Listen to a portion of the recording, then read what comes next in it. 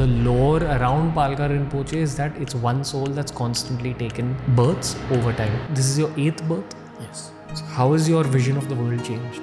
Now our society, we've started to put so many masks that we've forgotten our true face. You're trapped in your own cell and your ego prevents you from asking for help.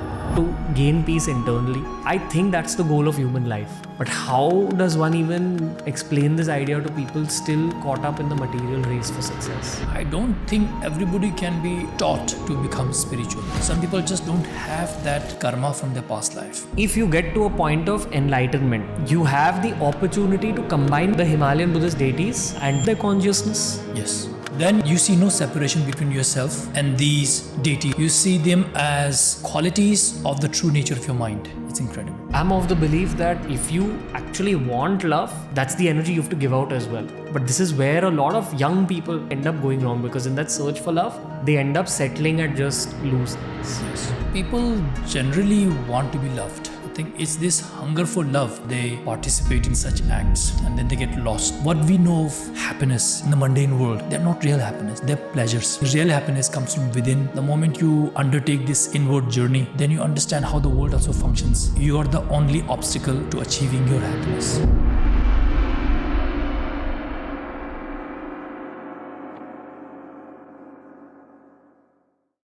This episode is a deep dive into the world of Buddhism, more specifically Himalayan Buddhism.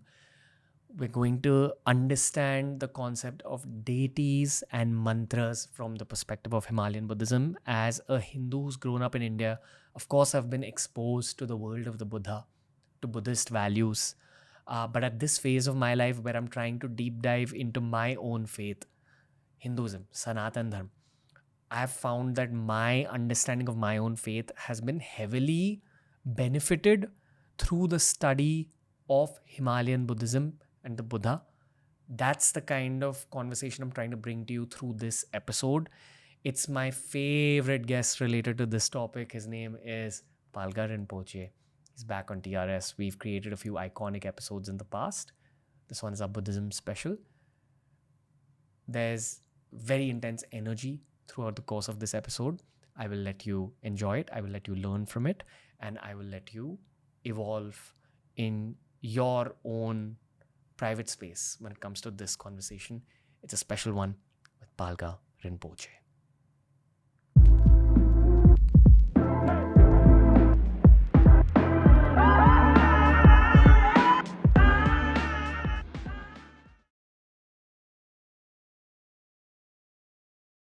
Palga Rinpoche, I think the world needs Buddhist philosophy right now more than ever. Born in a Hindu family, studied a lot of Hinduism, or as we call it, Sanatan Dharma, throughout my life. But discovering Buddhist philosophy was probably one of the most important additions to how I live out my professional life, how I navigate my relationships with friends and family, and just about how I look at the nature of life. I feel like I've seen some storms recently, but it was the meetings with you over the years that helped me navigate these storms much better. And that's the intention behind this episode. I hope a lot of people get introduced to Buddhist philosophy through this particular episode. And I consider you one of my biggest blessings in my life. You know, the way you entered my life and the way that's helped out my life's process. I just want to give that to every audience member. Too many mental health issues flying around all over the world. Too much self-doubt, too much emptiness.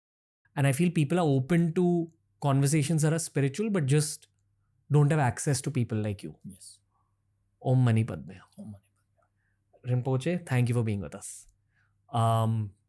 Would you like to begin by responding to anything that I just said?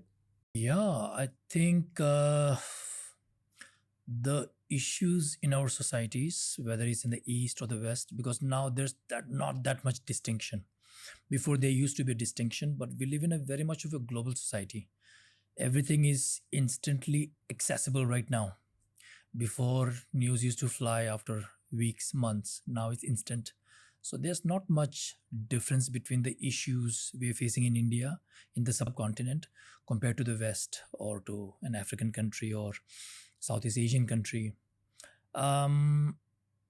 I think it's so many different reasons, but one thing I noticed about the Buddha's teachings, a few things I noticed about the Buddha's teachings, why they are very unique.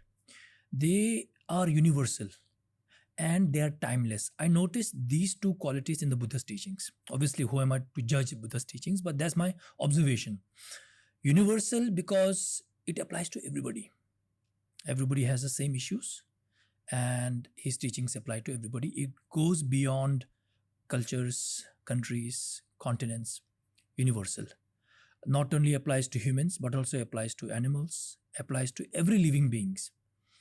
Timeless because, like you said, in today's world, more than ever, we need the Buddha's teachings, Buddhist philosophy. It's timeless. Buddha taught 2000, roughly 600 years ago. That's a long time ago. How many wars were created? How many invasions happened? How many, in Hindi, you would say, Naksha change happened? How many maps have been redrawn? But the Buddha's teachings have retained their quality beyond time. So it's timeless. Universal, applies to everyone, timeless because it's still relevant. Yeah, so I think in our societies, the issues basically remain the same. Confusion. We're confused because we don't understand the phenomena, the world that we interact with, and we also don't understand ourselves. We don't understand the object, we don't understand the subject. We don't understand these two. This is exactly where I would like to take the conversation. This is what Buddhist philosophy helped me with. You understand the world better as well as understand yourself better to help navigate through life. The question I'd like to put in front of you is what has the teachings of Buddhism said about the purpose of human life? It can't be as simple as just make money and die.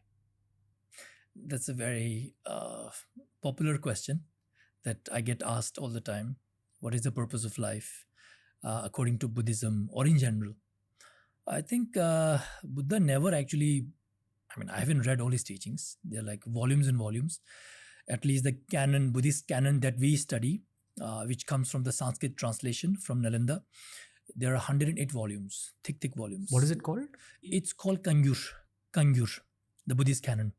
Kangyur means Ka means command, teaching. Gyur means translation. So basically, the Buddhist canon. It has been translated into Boti, which we also know as Tibetan, but it is studied outside Tibet, in Tibet, obviously, Bhutan, Ladakh, Nepal, so many different Himalayan regions. So I haven't read, I've read them all. I've received the transmission, but I haven't had time to stop and reflect on each and every one of them. There's so much of them. So I don't know, maybe in one of the scriptures, Buddha must have said, this is the purpose of your life. But jahan tak mujhe malum hai, as much as I know, from a Buddhist perspective, there is no such thing as this is the purpose of your life. I think the purpose of your life, you have to give it a purpose. You have to give it a meaning.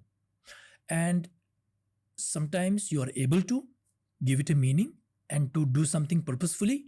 Sometimes, even if you want to, you can't because your karmic conditions don't allow you to. You don't have the luxury to make your life purposeful or meaningful. You just have to go with the flow because you have to worry about your sustenance. You don't have the luxury, free time to do something very much that aligns with your thinking or, whatever purpose you feel there is. So I don't think from a Buddhist perspective, there is an ultimate purpose, but you have to give it a purpose. I have to repeat a question from our Hindi episode. You said that you're technically not referred to as a monk. Yes. But you're referred to as? Tulku. What does that translate to? It translates to, it's a Boti word, and it translates to magical born, magical body, magical birth. Basically, Nirman Kaya, it's a reincarnation.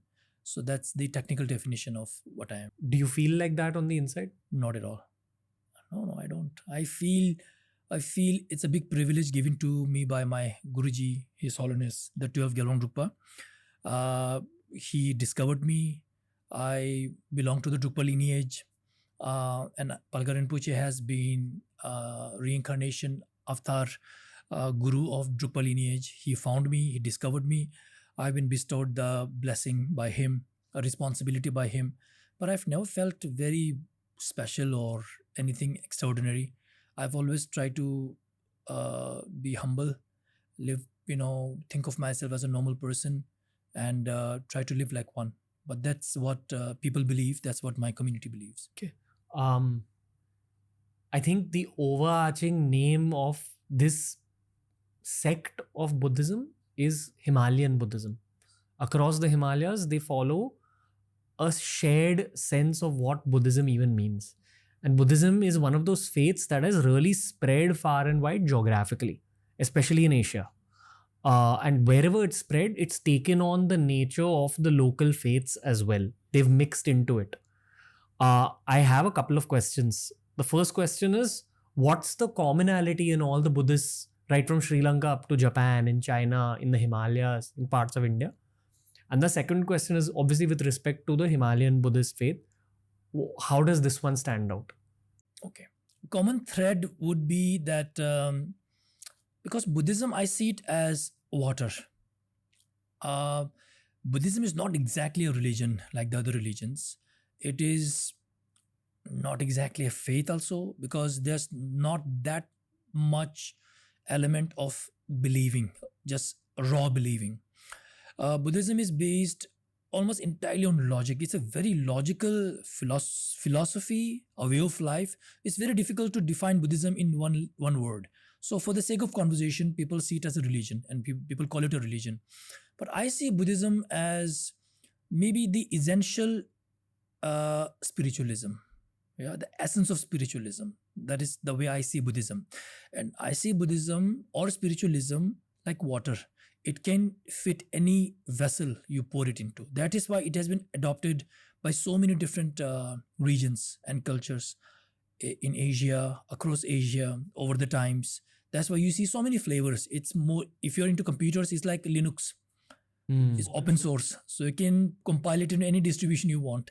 You're not, stuck to Windows 95, 98, whatever it is, Windows 11.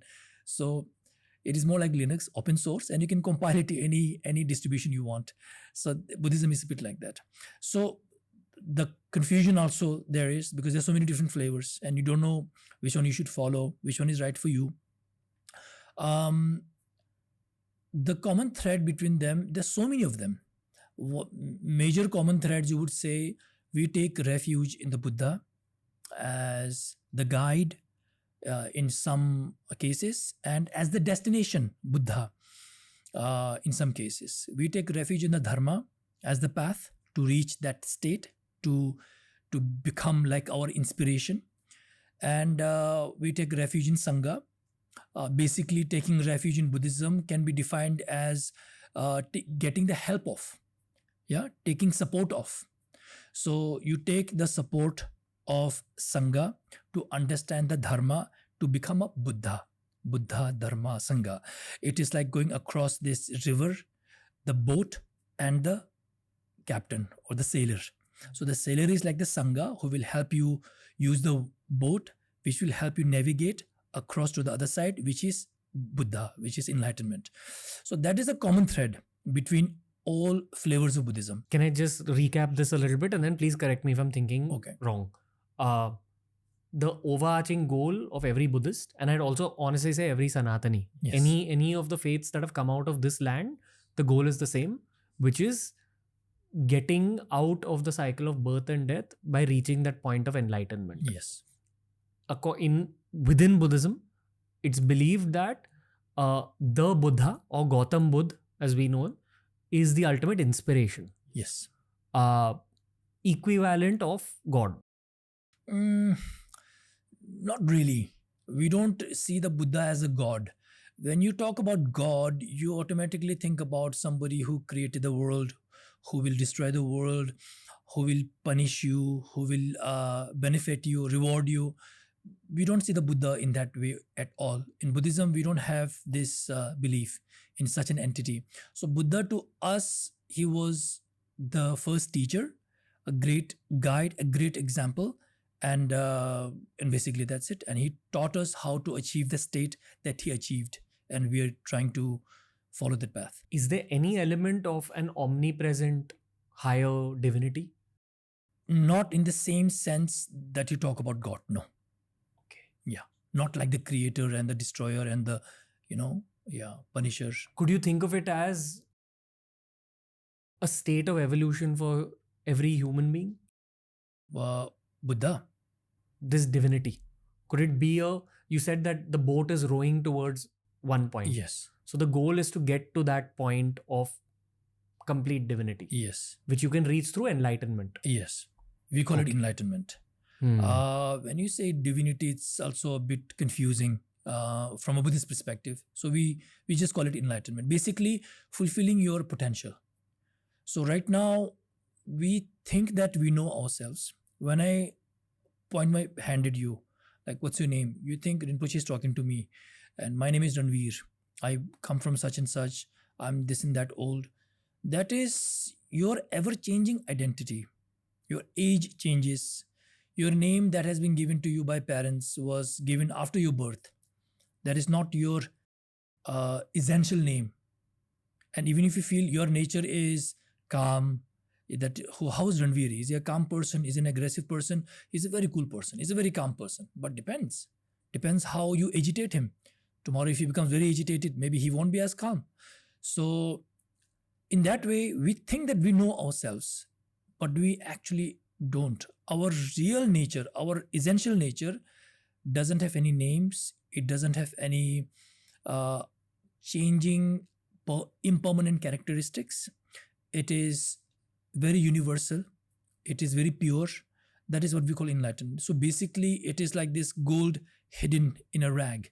So the whole process of Buddhist practices is to unravel this rag so that you see your true potential. So the journey is not very much outwards, but it's more inwards. Understood. Okay. And as for the Sangha, right? Is it's equivalent of the people around you or the guides? Yes. So there are different definitions of Sangha. There are different varieties of Sangha. From a very common perspective, you have monks, you have teachers, who dress like us, who practice, who study, and then try to help somebody enter the path. But then you have more evolved Sangha, like Bodhisattva, like Avalokiteshwar, like Tara. They're also Sangha because they are with you as a community. They don't see you as an exclusive. They don't see you separate. They see you as one of them. They see every sentient being. It doesn't matter which religion, which faith. As long as you're in samsara, they see you as one together. That's what we call Sangha. So these beings are highly evolved. Basically, that's you after maybe 1,000 years of evolution, let's just say, on the spiritual path. So you've gone beyond your biological forms. Your consciousness has reached a state that is very fluid, and you can take any shape and form you want. They are almost perfect beings. They're almost like supernatural beings, and they manifest in different forms, and they're beyond our comprehension. That is why we cannot see them directly. That is why we construct statues and write paintings like Tara's painting, Tara's statue, But that's what we call Sambhogakaya. That is the enjoyment body. That is the body that they live in. That is the mystical body that they live in. But to our naked eyes, you can't see it. Is this the defining factor of Himalayan Buddhism? Not the defining factor. Himalayan Buddhism or Vajrayana Buddhism goes deeper. So you take the idea of reaching the other side, practicing the Dharma with the help of your community. Okay? And on top of that, now what kind of Dharma do you focus on? Do you focus on the very simple ones, or do you employ many different tactics in order to reach your goal? So in Vajrayana Buddhism, it is the most skillful, method-wise, skillful Buddhism, also the very most flexible. It is a little bit like the end justifies the means. Obviously, not everything can be justified, but in terms of achieving your goal, we practice Tantra, Mantra, Yoga, we wear yantras, we do lots of breathing practices, visualizations. So we employ almost every method possible to achieve enlightenment within one lifetime. So the goal is still enlightenment. Yes. the dharma or the path is still full of Buddha's teachings. Yes. So the road is the same. Like for if you want to go from here to Andheri, the road is the same. But maybe if I use skillful means, I may take a Ferrari, which is faster. You're not very skillful, so you will take an auto. Maybe the next person will go on a bicycle. So who will reach faster? Fastest. If the road is empty, I will reach the fastest. So that is the basic idea. You're skillful and you're not very ashamed to use a loud V12 Ferrari and consuming a lot of fuel. Your intention is that you see life as a very precious commodity, very precious opportunity to reach your goal as fast as you can, because next life you have no idea where the karmic wind will take you. I mean, you can prepare yourself, but not entirely, it's up to you. So you're not sure. Even though you try your best in this life to prepare yourself for your next life, you try to give it a direction, but you don't know whether the conditions will be favorable or not. Okay. I'm trying to find words to describe my own understanding of Vajrayana Buddhism. I have experienced it in Dharmshala a little bit. I've experienced it through conversations with you. For me, what speaks to me a lot, again, because I'm from a Hindu background, I'm obsessed with the dharma that Buddha taught the world about. In fact, I have a friend of mine, Acharya Prashant. I think he's one of the most well-read people when it comes to Hindu scriptures. And he had said this on a podcast. He had said that Buddhism is the essence of the Vedas as well. So the absolute way of life that's described in the Vedas is embodied in Buddhist teachings anyway. I think that one can only benefit, irrespective of what faith they belong to.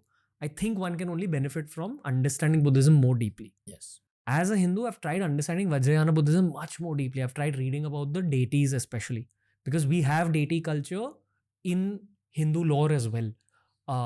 We have mantras here as well. How do you explain a mantra to a Western audience? That's my first question. And secondly, based on what you just said about the Himalayan Buddhist deities, I believe that they are manifestations of certain good thoughts. Like the manifestation of compassion is Avalokiteshvara. Similarly, Tara would be activity. Okay. Yes. Wisdom, Manjushri. Got it. Now the thing is, these are higher beings, supernatural beings. Our human brains, our biology is not capable of perceiving them because we're not evolved yet. Yes. But you can put yourself on the path of evolution and eventually you will start perceiving them as well. If you get to a point of enlightenment, you have the opportunity to combine with their consciousness. Yes. Yes. You don't separate, you see no separation between yourself and these deities or whatever you want to call them. You see them as qualities of the true nature of your mind. So the compassionate quality of the true nature of your mind would be Avalokiteshvara. The wisdom quality of the true nature of your mind would be Manjushri. Power quality aspect of the true nature of your mind would be Vajrapani. Activity aspect of the true nature of your mind would be Tara. So you would see that way. But along the path, you may see them as deities that appear to you in your dreams, in your meditation. They may guide you, but essentially they're not separate from you. They've always been a part of you. So in the higher you go in spirituality, especially in Buddhism, you see a lot of paradoxes. So it's a bit confusing. It is sometimes, it appears to be one way, but then it's not. So there are lots of paradoxes in higher levels of spirituality. Another thing about evolution would be like an ant, a small ant, cannot understand how the Large Hadron Collider functions. Particle acceleration, Higgs boson, quantum computing. You cannot teach to an ant. To an ant, the world is very abstract. It just knows how to take care of course, it's a very complex creature. It works in its own community, takes care of its nest, very complex, but it cannot construct a bridge. It cannot fly a rocket to the moon. It will not understand, even though the rocket exists on the same planet that the ant is busy building its nest. It may feel the vibration of the rocket taking off, but still it has no understanding where the rocket is going, what its purpose is, or how does it function. So from our perspective, we are a little bit like the ants. That's a very crude metaphor, but we are a little bit like the ants. These things appear. They can be loud. They can be very ferocious sometimes. You're talking about the deities. Yes, the manifestations. So yeah, I mean, it can be very confusing sometimes, but it'll take us time to understand, to evolve, so that we can fully comprehend what these are. And then, yeah, so that's one thing. Mantras. To the general audience who don't have any idea about mantras, mantra in Sanskrit, it's a Sanskrit word, mantra. And in Bodhi, it is translated as, or in English, protection of the mind, to protect the mind. So we chant mantras to protect our minds from bad emotions, bad thoughts, yeah, negative emotions. It's negative medicine thoughts. for your internal world. Yes, yes, it's quite simply put. So chanting, for example, Avalokiteshwar, Chinrizik, Buddha of compassion, it's a very good antidote for anger. Om Mani Mani. Om Mani Padme Hum, yeah. So if you are facing anger issues, yeah, what I suggest people, don't react. Okay, don't react immediately. Take a deep breath and just close your eyes and just chant Om Mani Padme Hum, Om Mani Padme Hum, internally. You can chant it verbally, you can chant it like a meditation, but chant it. Just the chanting, utterance of the mantra, the frequency it carries, the connection it has to an aspect of the true nature of your mind, it has that power to calm you in a very effective way. So you can chant Om Mani Padme Hum when you're feeling a little bit troubled, angry. If you want to grow your wisdom, you can chant the mantra of Manjushri, Om Ara Pachana Di. Yeah, Om Ara Pachana Di. It's very good for your wisdom, especially when you wake up in the morning at dawn and you chant the mantra Om Ara Pachana Di Di Di Di Di. So we usually chant the last syllable multiple times. Om Ara Pachana Di Di Di Di Di Di Di Di Di Di Di Di Di. Om Ara Pachana Di Di Di Di Di Di Di Di Di Di Di Di Di Di Di Di Di Di. Om Ara Pachana Di Di Di Di Di Di Di Di Di Di Di Di Di Di Di Di Di Di Di. Om Ara Pachana Di Di Di Di Di Di Di Di Di Di Di Di. Yeah, you can look more into the mantras, and they help. I don't know how it happens. It unlocks something in your consciousness, helps you grow more in terms of your wisdom, so that the world makes more sense to you. Is there a certain time you're supposed to chant a mantra for? Not really. Not really. No, you can chant it anytime you want. Mantras are timeless, universal. So you can chant them anytime you want. How much time should you give your practice ideally? It depends on you. But what I usually suggest to people who are new to meditation and spirituality or chanting mantras, you don't do it for like very long duration because you're not used to it. It's like working out. Let's say today is your chest day. You can't do chest for like 3 hours. You will die. But if you're like Arnold Schwarzenegger, Ronnie Coleman, you can do it for 2-3 hours and they can lift very heavy. So you're not trained to do that. So I suggest you do it for maybe 10 to 15 minutes. Take a short break, go to the washroom, stretch your legs a little bit, couple of minutes, come back, again sit down. But when you do it with totality. You don't move here and there. You don't watch your phone. You don't check your feed. Nothing. You don't respond to anything. You're completely locked in. So it's good to put your phone on airplane mode, not even DND. Airplane mode, completely, maybe preferably in the next room, quiet place. Eventually, you'll be able to do it in very noisy situations. You can do it in the park, in the traffic, at the airport. So I do it all the time, whenever I feel like it. So because I can tune into it because I'm used to it now. In the same way that Ronnie Coleman and Arnold Schwarzenegger will be able to bench press at the airport, in the bus station, wherever they are, they can find a workout. So likewise, I can do it wherever you can, but I've done it for many years. So initially, you should do it in short durations, multiple times. 10 minutes, take a break, 10 minutes, take a break, 10 minutes, take a break. So you get used to it. Then you can slowly increase the duration. Let's try understanding mantra practice more deeply. I think it's a very doable act for people all over the world if they're willing to actually dive into the world of mantras and practice it. There's a lot of benefit that they can experientially see. Even a week of mantra chanting, but putting your own emotional self into that mantra chanting session can create magic in your life. Okay. I know that there's multiple deities in the world of Vajrayana Buddhism. Matara, Avalokiteshwar. We can Manjushri. Manjushri, Yeah. Chakrasamvara. Yeah. Now, sometimes when I am having to explain Hindu Tantra to some of my Western friends, I tell them that, see, the ultimate goal is enlightenment, moksha, nirvana. Uh, there's multiple pathways to that goal.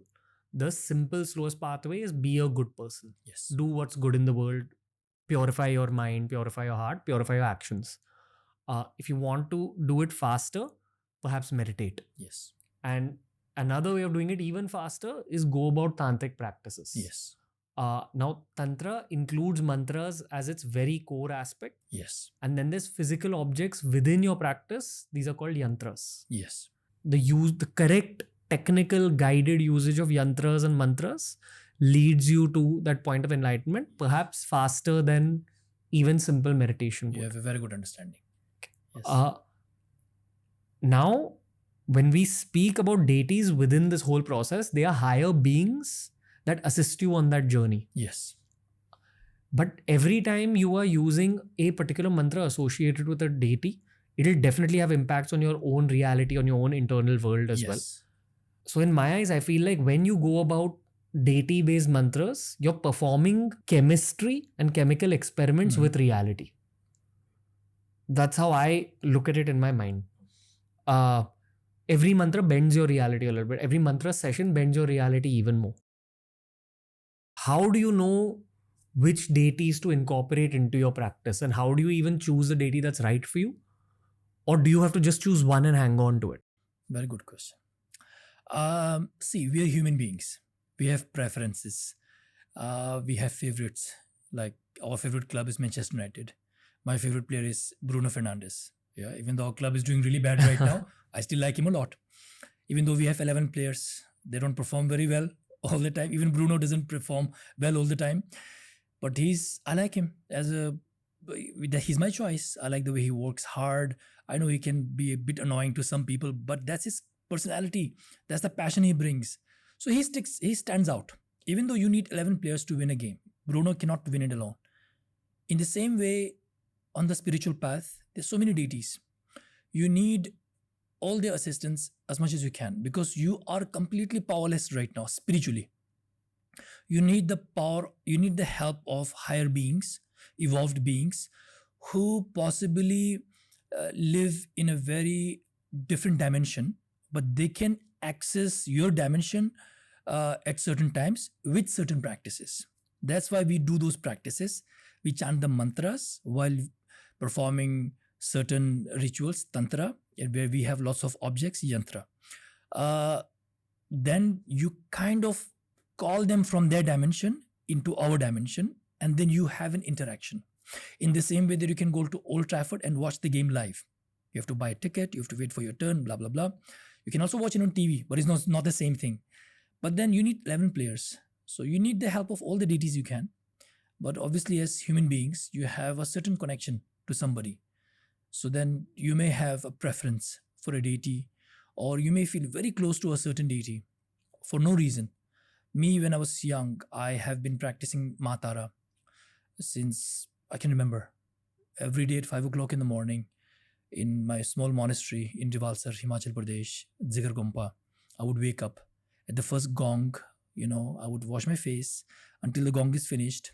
I would go to the temple with all the monks and we would do Tara's practice. So that's all I can remember. So I have this natural connection to Matara. My favorite color is green, especially dark green, which happens to the color of Tara, the main Tara. There are 21 different Taras, but the main Tara is green. Why are there 21 different Taras? I mean, no obvious reason, frankly speaking. But there are different manifestations of Tara to assist beings. Yeah, I don't exactly know. There's no obvious reason why there are 21 aspects of Tara. But the main Tara is green Tara. So I love green color. I'm close to Tara. But then I also practice Om Mani Padme Hum, Avalokiteshwar. I feel very close to Avalokiteshwar also. Manjushri, obviously, when I was young, I chant his mantra. I read his scripture, Manjushri Namasangiti. That's the word, the scripture. Very good to grow your wisdom, your mind, Sometimes you prefer a deity and then you practice it, or sometimes you feel just naturally connected and then you practice it. You know, it depends. So you can also ask yourself after you get some introduction to the different deities in Buddhism, in Vajrayana Buddhism, especially, and then you look at them and you chant the mantras. You just feel which one is vibing with you. You can Hmm. stick to that, Hmm. but don't constrain yourself just to that. After practicing, after getting a good foothold, get uh, teachings of the different deities. You need to receive the abhishek. You need to receive the empowerment of the deity. You can't just you can chant the mantra of the internet in your room, but it's not doesn't have the same effect as receiving the abhishek, the introduction of body, speech, and mind introduction with the deity. Once you receive the abhishek, it is like pouring water into water. How do you receive it? You have to approach a guru, a qualified guru. Most of the times the gurus give it in the public, which are permissible to be given to the public. They give it in the public. So in Ladakh, I give a lot of empowerments at the end of a retreat to bless the people so that people can chant, practice more effectively. I've given it multiple times, and of course Guruji also gives, so it is given to a public in a public setting, and people receive the body, speech, and basically it's more than that. Abhishek, you are basically getting the body, speech, and mind of a deity literally being poured into your body, speech, and mind, water and water. So then you won't be able to tell which water is from Ladakh, which water is from Mumbai. That is the whole idea. So once you become one with the deity, you have to literally brainwash yourself, thinking that I am Tara. I feel like Tara. Whatever I say is Tara. Then you see your abode as Tara's abode. This is what we call pure view. Very difficult. And you have to see everybody as Tara also, as Avalokiteshwar, which is impossible, especially when somebody tries to harm you. You see them as evils and you don't see them as bodhisattvas, you don't see them as deities. But that's the idea. And that's what you should endeavor to visualize, to practice. Very tough. But you can start by basically chanting the mantra, receiving the abhishek, empowerment, chanting the mantra, learning how to visualize, yeah, and then getting the instruction for a tantra so that you can practice in a group, or then eventually you can practice it yourself.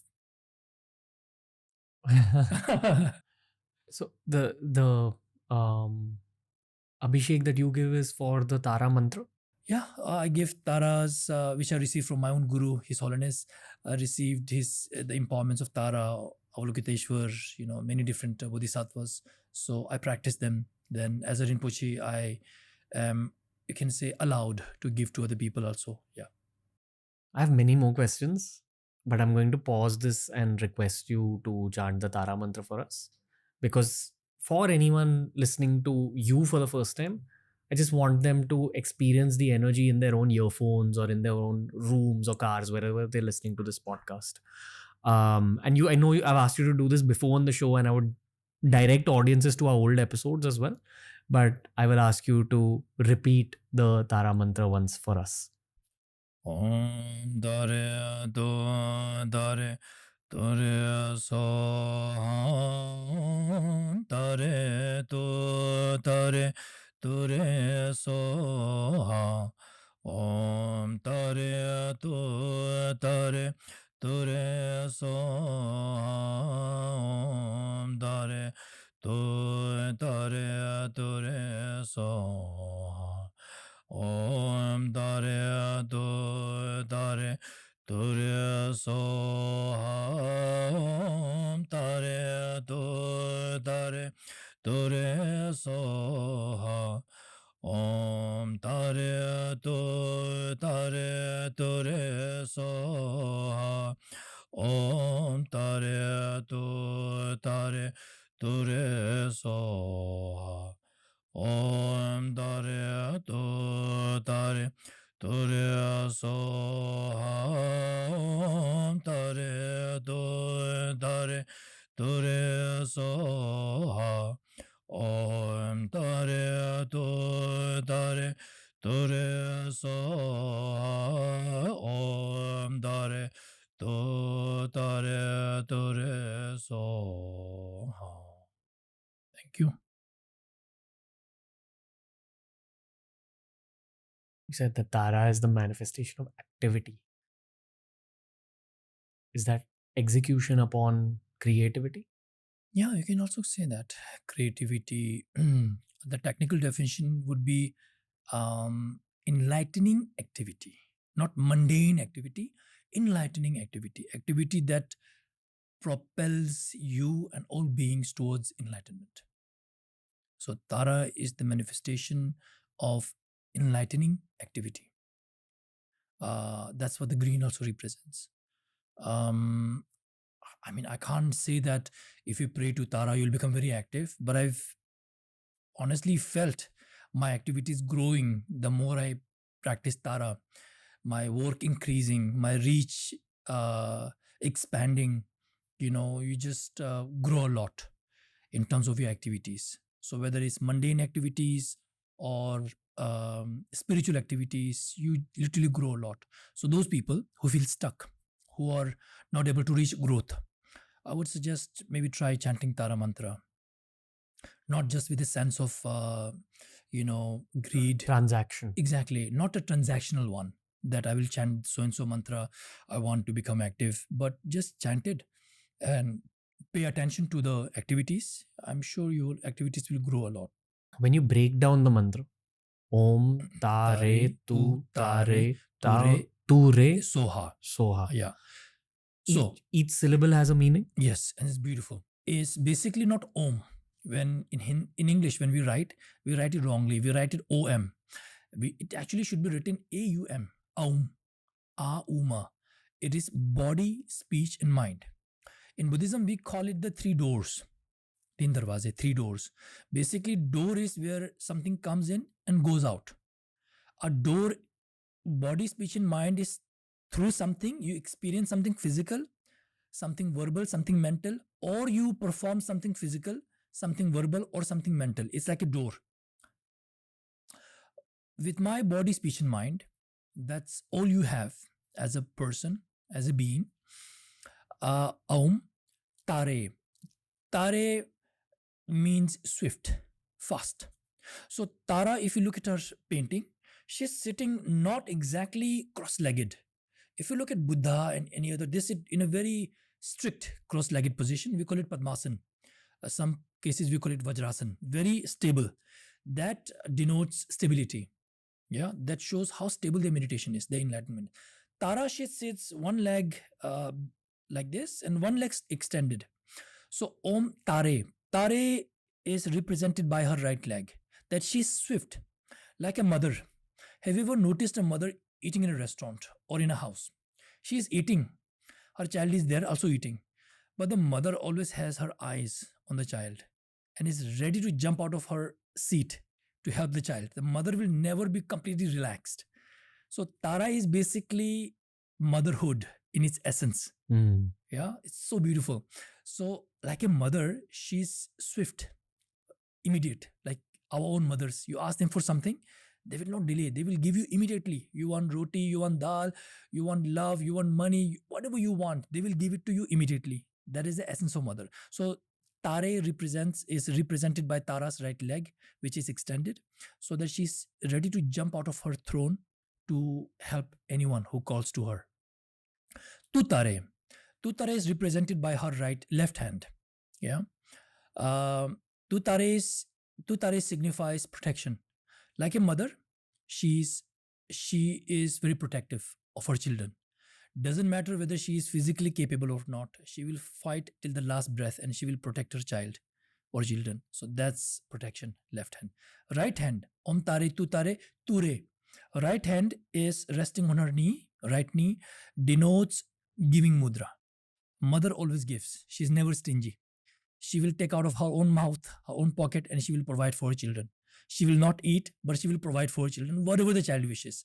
So that's denoted by her right hand. Om tare tu tare ture. Swaha is I bow down with my body, speech, and mind. Om Swaha. Om tare tu tare ture Swaha. With my body, speech, and mind, I bow down to the essence of motherhood, to Ma Tara, who is swift, who is protective, and who is giving. So nice. Feel like asking you to break down some more mantras Okay, in I this can. manner. There's a mantra, I don't know which deity it belongs to. I actually heard it on an audio track by His Holiness the Dalai Lama. Um, it's something like Om Mani Mani Ha Mane Sa. Om Muni Muni Mahamune Swaha. He is Can you say it again? Om Muni Muni Mahamune Swaha. He is Muni. Muni is Lord Buddha. Yeah, we call him Muni, the saint. So he's this is a mantra that shows reverence to Gautam Buddha. Yeah, Om Muni Muni Mahamune Swaha. So it's basically showing your reference to Muni, the great Muni, Mahamuni Swaha. Very similar meaning to Tara, that you pay your reverence to such a Tara, swift, protective, giving. So you're paying your reverence to the great Muni, the Muni, Lord Buddha. So this is a particular mantra of Buddha Shakyamuni. Yeah. Since you've sat in this chair today, this is the third recording of the day. I've wanted to bring up Chakrasamvara a lot. It's been coming up in my mind. I've not brought it up until now. Okay. Chakrasamvara is also related to Kailash Parbat. Yes. We consider it the abode of Chakrasamvara, Kailash. Yes. I'd just like to know everything about Chakrasamvara today. Wow. It's Chakrasamvara is not exactly a historical being. So you won't find biographies of Chakrasamvara written that he performed such and such. He's, in his essence, he's a very Vajrayana deity. He's a Buddha, not exactly, low level deity. He's a complete enlightened Buddha, but the way he appears is in a very wrathful form, and it's difficult to talk about Chakrasamvara because there's so many different aspects. There are Chakrasamvara with 2 arms, 2 legs. There are Chakrasamvara with multiple arms, multiple legs. So Chakrasamvara is more of a practice than an actual, biographical deity that you can talk about. So Chakrasamvara is more of a practice. So to understand Chakrasamvara, it is better to practice Chakrasamvara, or at least enter the lineage where Chakrasamvara is practiced. So my lineage, Drukpa lineage, Chakrasamvara is our main principal deity, principal Buddha, and Chakrasamvara's consort Vajrayogini is the principal female Buddha. They're always in union. Sometimes they're separate, but even in a separate form, the male or the female is represented in a very hidden form.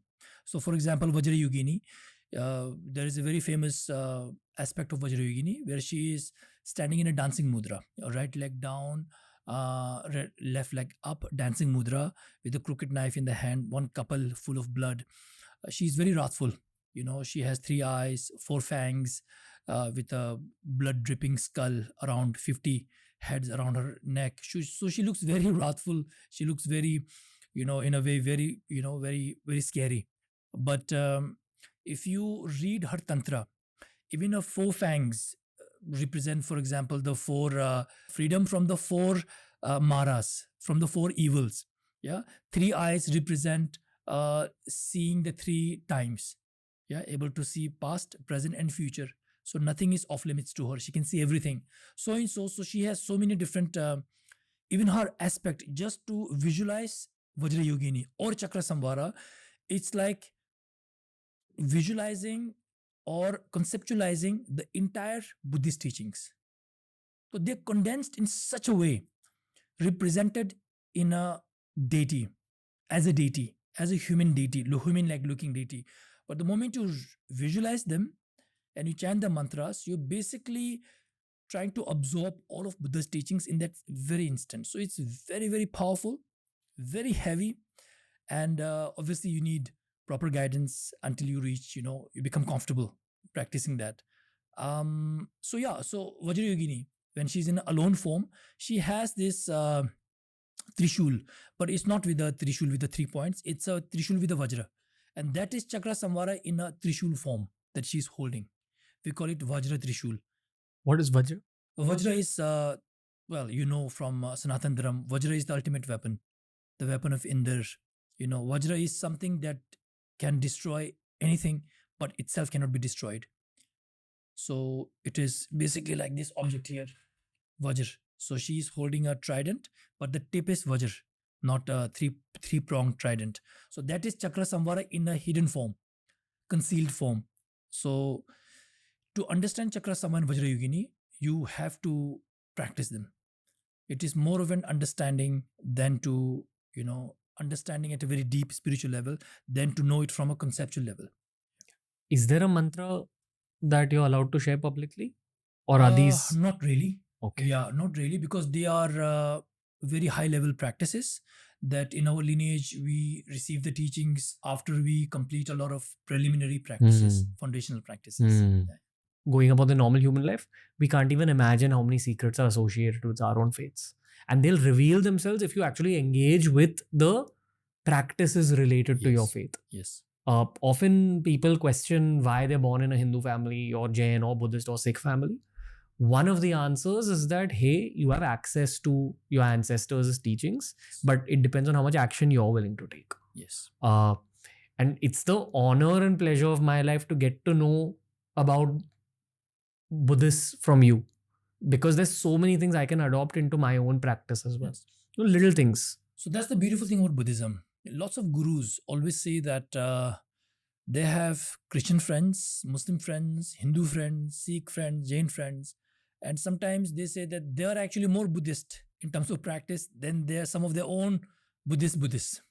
So then you can see that Buddhism is not a religion that you have to convert to.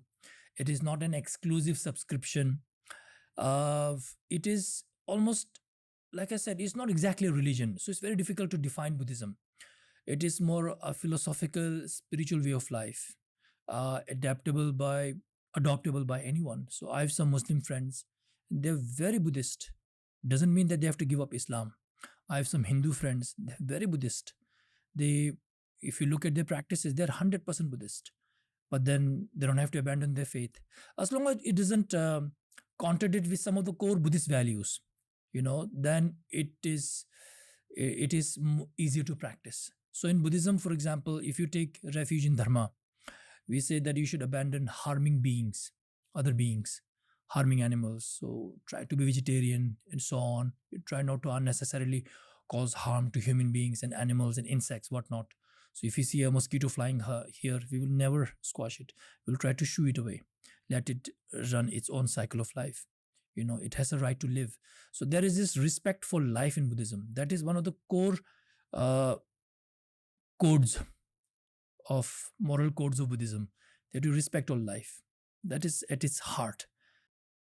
We've spoken in detail about so many of these deeper practices. In our past episodes also, we've spoken about where you go out in the middle of winter into Tumo. It's Tumo only. Yeah, Tumo only.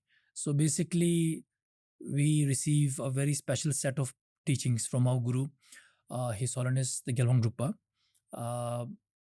And if you want to know, honestly speaking, okay, now this is a good opportunity for me to give people a more visual medium to experience Tantric Buddhism, Vajrayana Buddhism, Himalayan Buddhism, however you want to call it, on social media.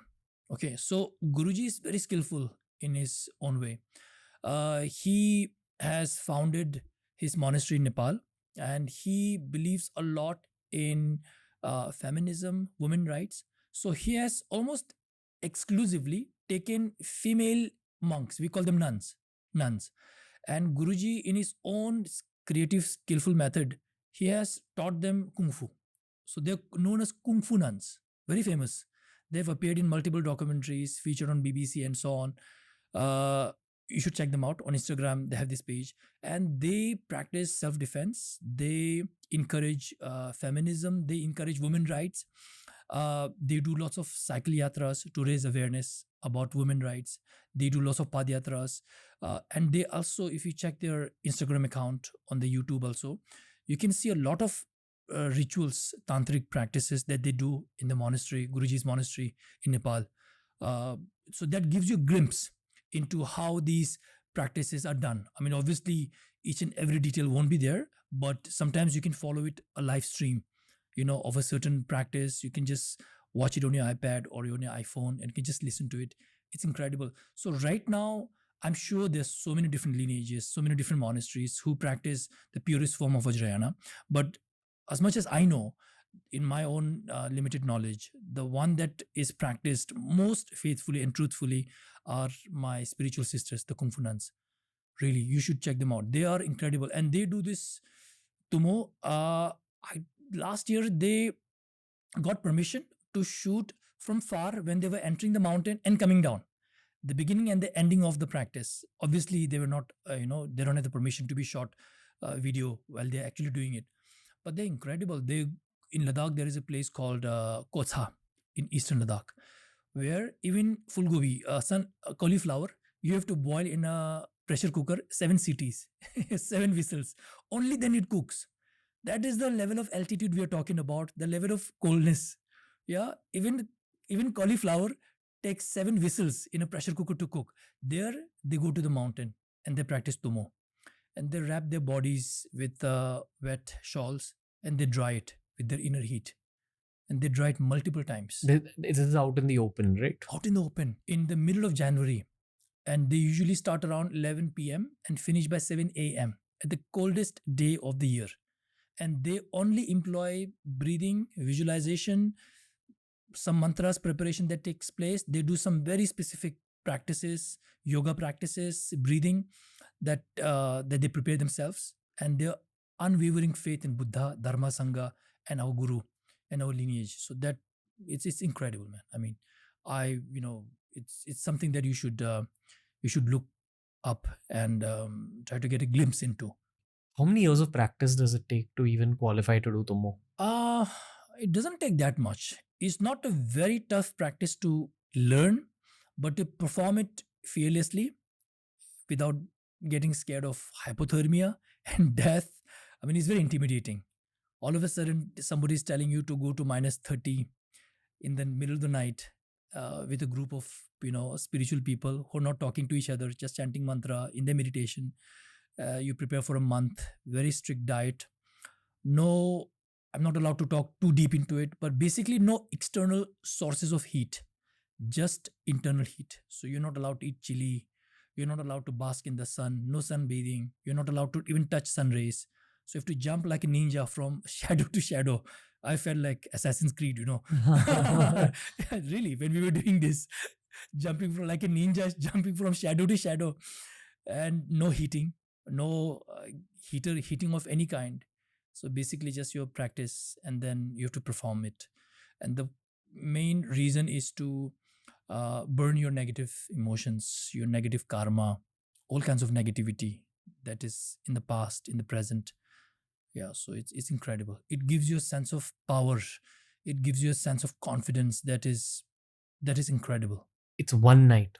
Yeah, they usually do it for one night. Yes, but it doesn't take that long to to understand the practice.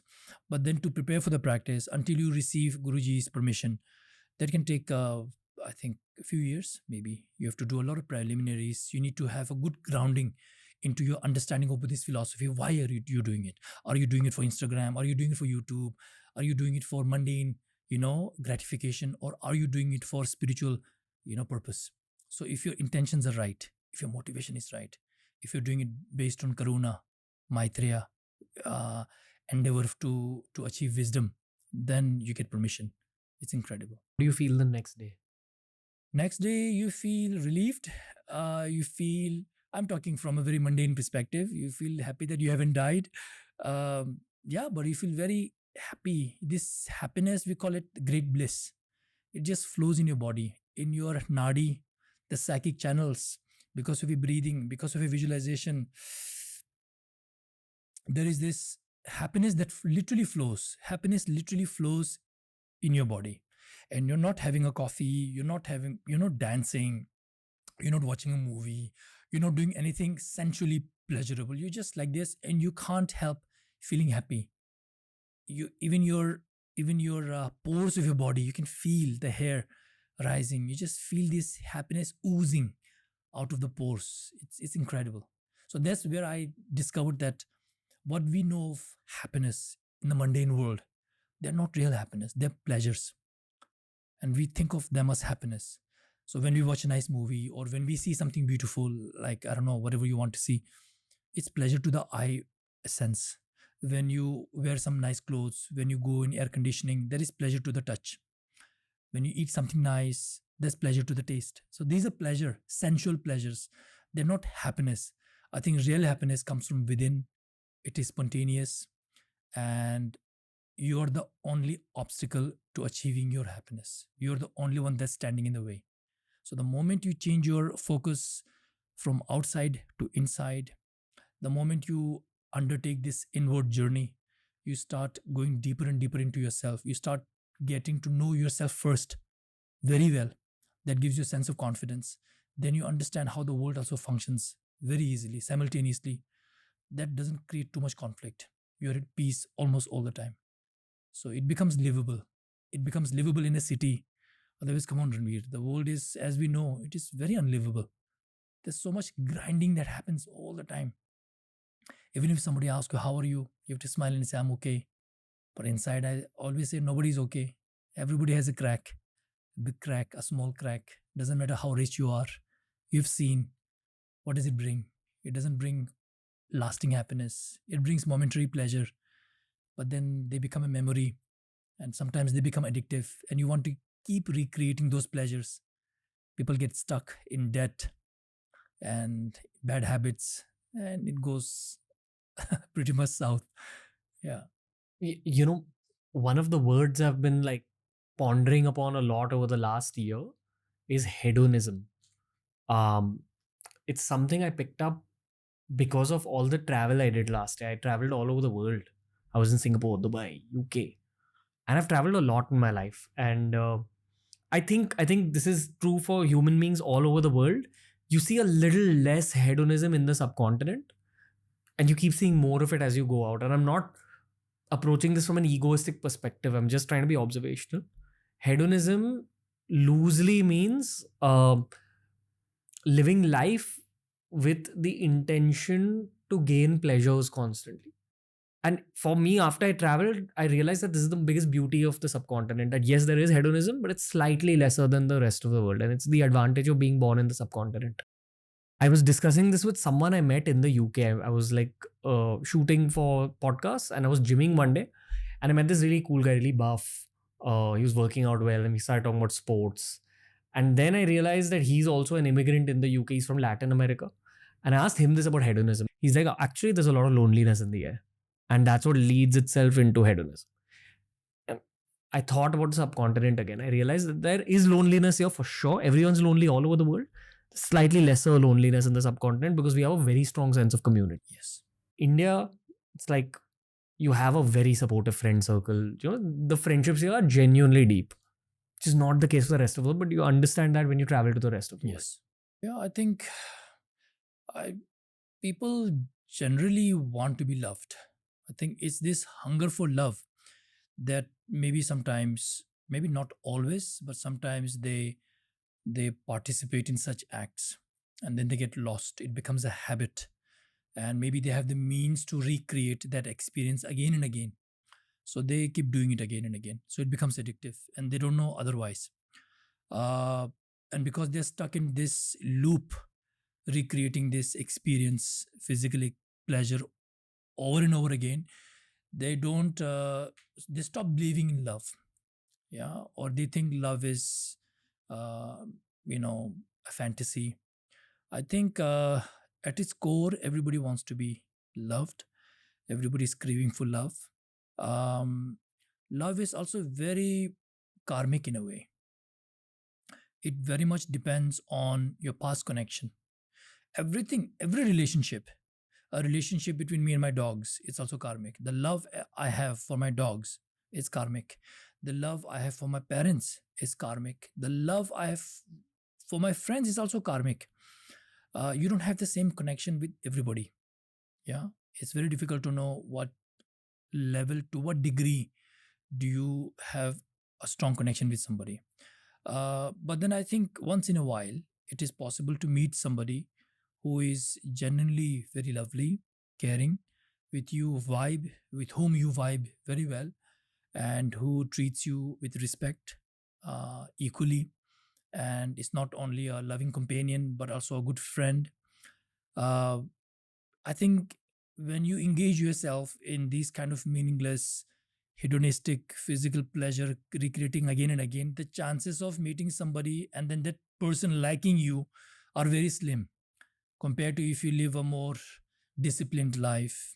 you know if you don't necessarily always go after these physical pleasures, maybe there are the chances that you will encounter somebody nice who will love you for who you are, with whom you can have a lovely life, wonderful life, ethical, moral life. I think that increases. So I think you're shutting the door if you are participating too much in these kind of hedonistic lifestyle. I think it's, yeah. I'm of the belief that a human being can manifest every aspect of their life. I'm of the belief that a human body, mind, and spirit can work as a magnet. So if you actually want love, that's the energy you have to give out as well. If you give out love to all beings, love will come back to you in some way or the other. But this is where a lot of young people, especially, end up going wrong, because in that search for love, they end up settling at just loose. Yeah, I think, see, this is one thing that has bothered me. How much do we know somebody? When you talk about presenting yourself physically, mentally, emotionally, expressing it to attract love, how much of it is superficial and how much of it is actually meaningful? And also, how much do you know somebody when you talk to somebody? Right? Recently, it was Valentine's. I'm sure lots of people propose to each other, and they always look at each other's face, into the eyes, and then they profess their love or whatever, and they think that they know the person.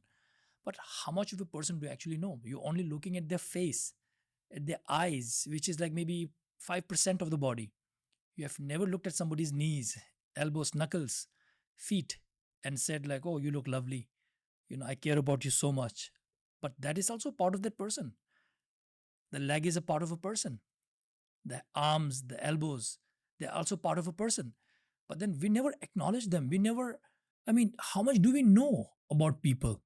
We think we know a lot about people, but we always settle only for the appearance, the beautiful makeup, the beautiful look that you represent to the people, so that you can attract good companions, and then it becomes very shallow. So I think you should look, when you look at people, not only look with your eyes, but you should learn to look with your heart also. Yeah, feel how the person is, not just see how the person is, feel how the person is. We have known each other for the past 4 years now, roughly, and we have met not that much, every now and then. But then I feel how you are. The entire nation knows how you look like, and they may be attracted to you or maybe not. But I go beyond that. I feel how you actually are. I can feel you. I feel you at a very complete level, very deep level.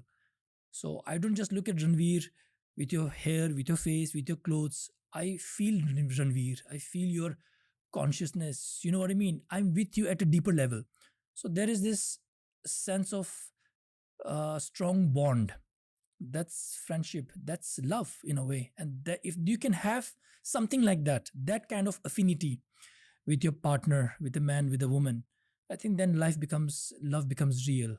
A relationship becomes very meaningful. Then you realize that all these hedonistic practices are very superficial, and you should, I think it's good to be loyal and dedicated, and life becomes very beautiful. Yeah. Do you think marriage is good for everyone? I think it's not for everyone, because, like I say, everybody is karmically conditioned very differently. Everybody is. We don't always have the same compatibility. Um, but I think marriage is an institution that has been happening in societies for so long. So we are used to that.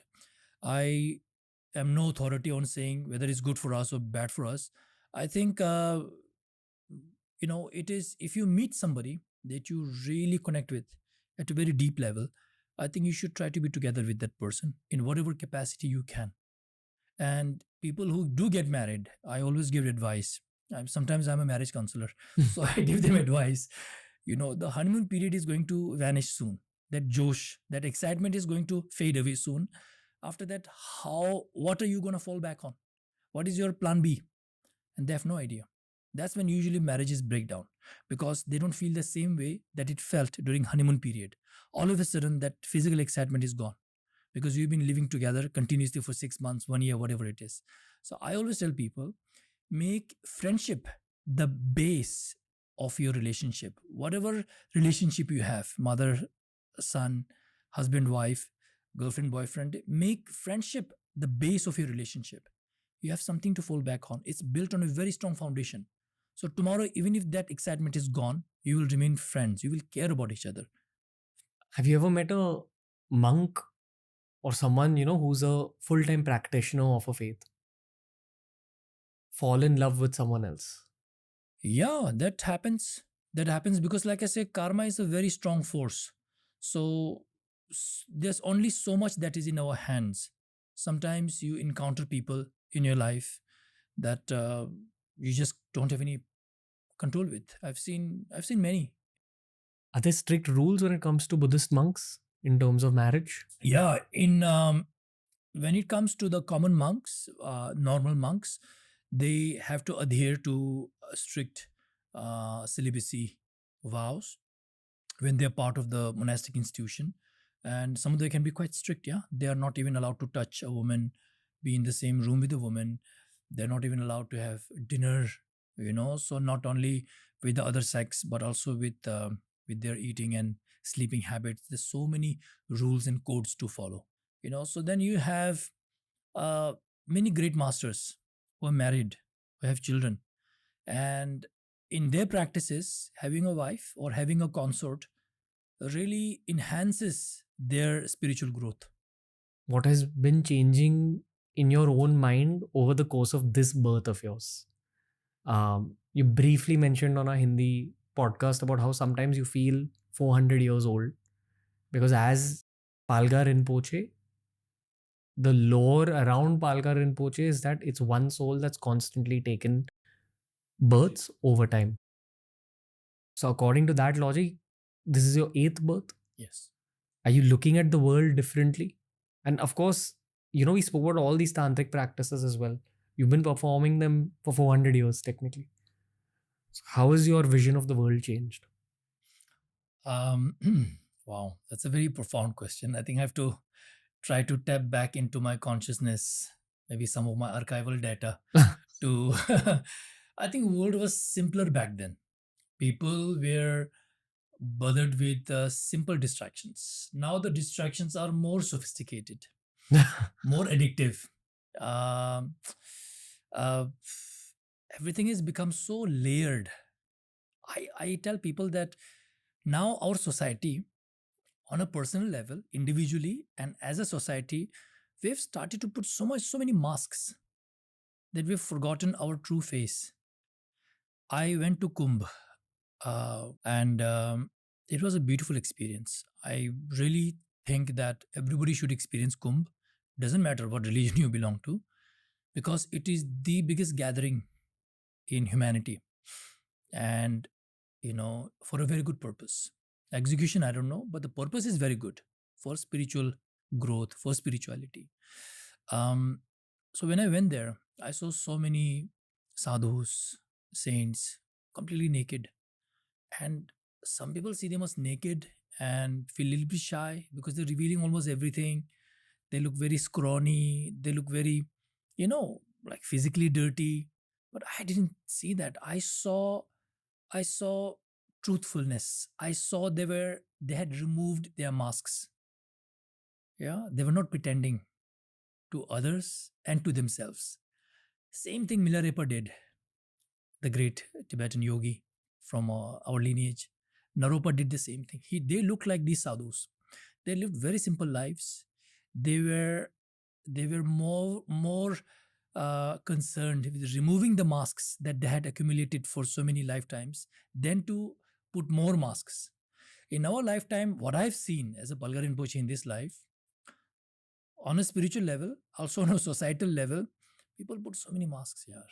And then they forget their own identity. They get completely lost within. People who are lost outside, it's easy. You can use Google Maps, you can go here and there, somebody will give you direction. But somebody who's lost within, you're trapped in your own cell within. It's kind of like a spiritual prison, a mental prison, an emotional prison. It's so converted, and your ego prevents you from asking for help because you put so many layers, so many blankets. You've literally stuffed yourself under, well, it's 10 layers of blanket. You can hardly breathe.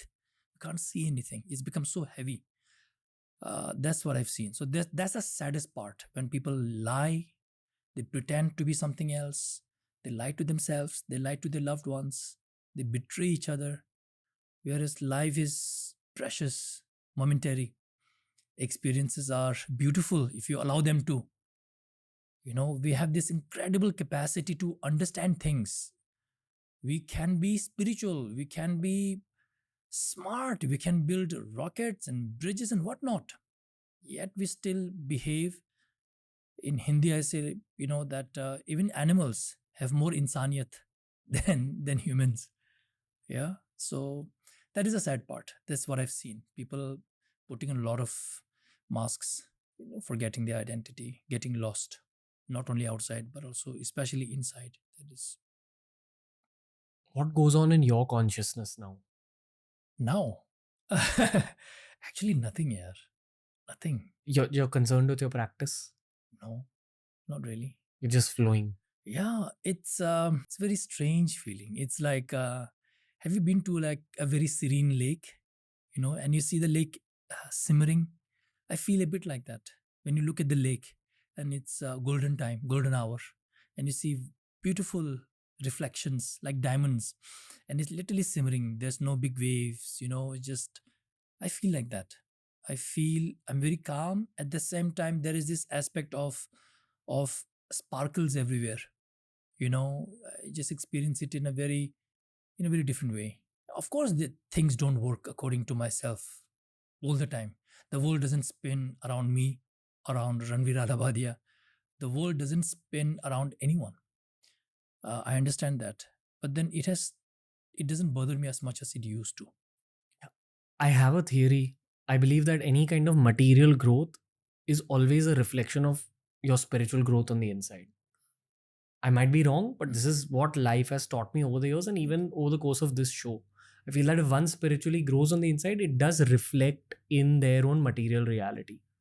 Now, there's a story from your life where you were in Portugal for some time Yes. and you left spiritual ways for some time. Yeah, you can say that. But you started investing in the stock market, and I don't know a polite way of putting this, but you made a lot of money. Yes. In my eyes, that is just a material reflection of your own spiritual level. And eventually you tasted that aspect of life and you realized that no, the real liquid gold is back in the Himalayas. Yes. And you came back here, and now you talk about this consciousness of yours, which is like a serene lake during golden hour. Over the course of the podcast, I've come to realize that I think that's the goal of human life, to gain peace internally. Have you heard of Ankit Baiyanpuria, the Ram Ram Bhai Sarya ne, the guy who made reels? He was the fastest growing Instagram account ever in India. I'd had him on the show, and that was his consensus as well, that the goal of life is actually peace. It's not just safalta, success. I feel where you are with this internal golden light lake, this is where every human being needs to be. I mean, the goal is still enlightenment, but this is a very beautiful place your consciousness has reached. But how does one even explain this idea to people still caught up in the material race for success? And therefore jealousy, therefore anger, therefore greed. That's very tough because, like I said, we are all karmically conditioned differently. We have planted so many different kinds of seeds in our past lives. We don't know what kind of seeds we've planted, which flower, what fruit. They sprout every now and then. So not everybody is the same. And hence, I don't think everybody can be taught to become spiritual. Some people just don't have that karma from their past life. Not that you should not try, you should try, but then it's not that they're just evil. It's just that there is no seed in that pot. So it doesn't matter how much water you put, whether you put water from the Himalayas, Ganga, mineral water, nothing will grow because there is no seed. But then some people are quite ripe. and you don't have to do too much, and they will grow. Um, One way to try to bring people towards spirituality, the inwards journey, try to get them to reach that simmering golden hour ka lake, is through mediums such as this podcast. Very effective. So, not everything we have said was in a very systematic way. We are having a conversation. You did not come with a 1 to 10 bullet points. I didn't come with an answer. We're just talking as brothers, as friends, having conversations. Our experiences are limited. Maybe they relate to some of the audience, maybe some they don't. But I'm sure some of the things that we discussed will inspire them to embark on a spiritual journey where eventually, according to their own karma, somehow they will reach that simmering golden hour ka lake. That is why I love being here. Yes, but I think your podcast, this platform, reaches so many people. You have helped to impart so many countless hours of wisdom. I don't know what kind of people you have had. Even if I spend 8 lifetimes of Palga Rinpoche, I don't think I'll be able to understand everything that you have managed to communicate through your medium. But somehow, somewhere, somebody has benefited. So I think this is a very good way that you can help spread messages of hope, inspiration, trigger something in their consciousness, so that they'll be able to reach that simmering golden hour ka lake themselves. That is what Buddhist philosophy is for me. Uh, all I have to say is thank you, and I look forward to seeing you again in life. Likewise. There's so much else that I wish to say to you, Rinpoche, but uh, let me just encapsulate all that by saying I'm on the same mission as you. So thank you for everything. Thank you for being here. Very therapeutic, simply talking to you. So this was much more just for me than even for the podcast. So thank you. Means a lot, Rinpoche. That was the episode with Palga Rinpoche. Send in some recommendations for Buddhist guests. Buddhism is a subject I've wanted to deep dive into over the years, and we've only just begun this process with these conversations that we've recorded with Rinpoche. I'm looking for leaders from the world of Buddhism, Jainism, Islam, Christianity, Sikhi. So please send in the names that you'd like to see featured on TRS.